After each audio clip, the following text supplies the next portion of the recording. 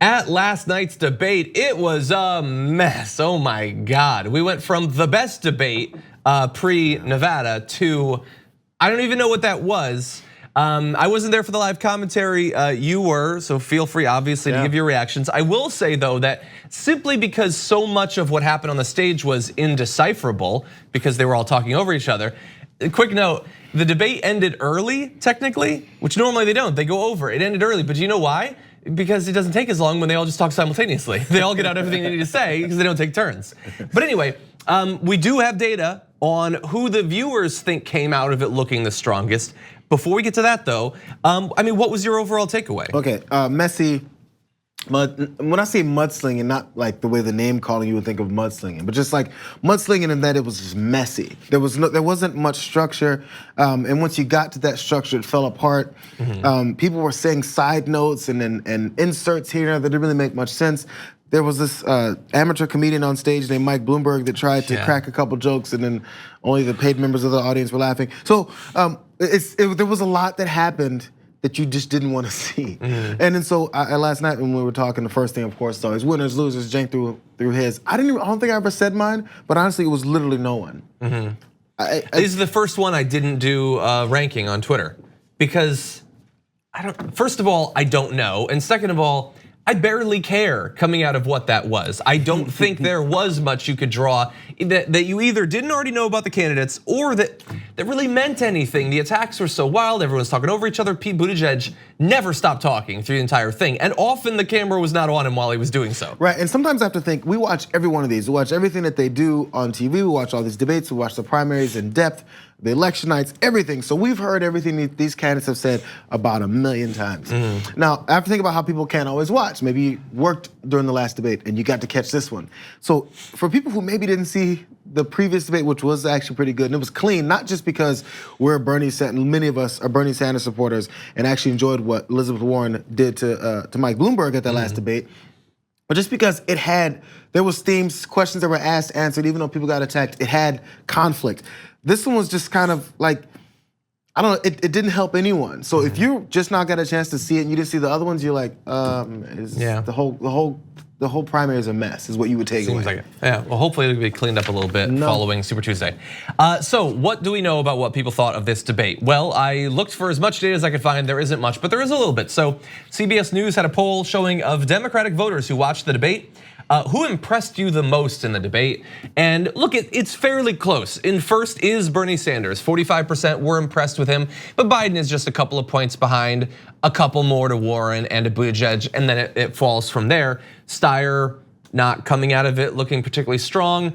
I would argue he's not doing a great job of really explaining why he needs to continue to be in the race.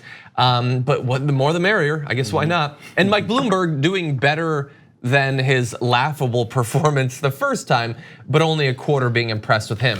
And take it with a grain of salt because all of them were paid $10,000. But anyway, now who made the best case they could beat Trump? A different sort of question, but certainly correlated. Here's what we have on that. Bernie Sanders, again, leading in that with 26% saying that he made that case. But again, Biden and Warren from there, pretty big drop off from second place to third. Tom Steyer only with 2% in that metric. That is hurting. Yeah, there's a mindset people have when you answer stuff like that. Like, who do you think can beat Trump? Like, that's such that question just allows people to just imagine because there's no basis behind it. There's no real because of this policy versus that policy. Because American people's the temperature of American people's opinion is going this way and not that way. There's no basis. There's no reality behind it except thinking. The reason Tom Steyer is in last place is because no one thinks Tom Steyer can win the nomination. So that's they don't really think about him. Yeah, right. Yeah, it's a pretty loose thing. Take this with a grain of salt. But who was getting sort of the most social media buzz? Sort of. Well, on Google, the most searched candidates were Bernie Sanders, followed by Pete Buttigieg, Steyer, Bloomberg, Biden, Warren, and Klobuchar. So Steyer doing better in that than in the other metrics, but this is just that their name was searched. We don't know if it was, hey, what are they about? Or like, why is Tom Steyer still in this? That would register the same as anything else. And again, I like Tom Steyer, but I don't know why you're in the race. Honestly, the fact that I felt there was no winner, there was partially loser, but it wasn't her fault. It was Amy Klobuchar. She just didn't, you kind of forgot she was there. And not because she sunk into the background and didn't say anything. It's just because nothing really, the conversation and the disputes never went her direction. So anytime she said something, it was in the middle of everyone else yelling between someone else, and she needs to get in. It never really got the footing. She's kind of getting the Andrew Yang treatment as of last night. Not that they ignored her to the degree, because they actually literally were cutting Yang's mic at times. Yeah, it appears so. So yeah. Yeah, and look, I will just briefly say they had a cool question, or an interesting one. What's the biggest misconception about you, and what's your personal motto?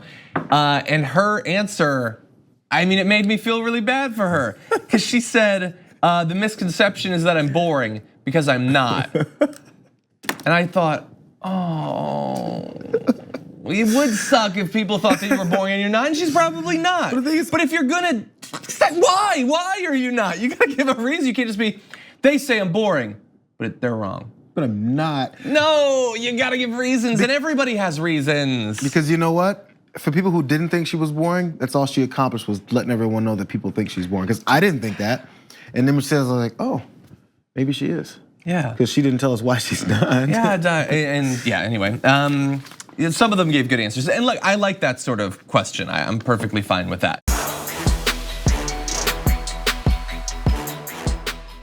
For more political news breakdowns, interviews, stories of activism, and me trying my hardest to care about the occasional big celebrity news story, subscribe to our YouTube channel at youtube.com/thedamagereport. And you can ring the bell wherever it is so you don't miss anything.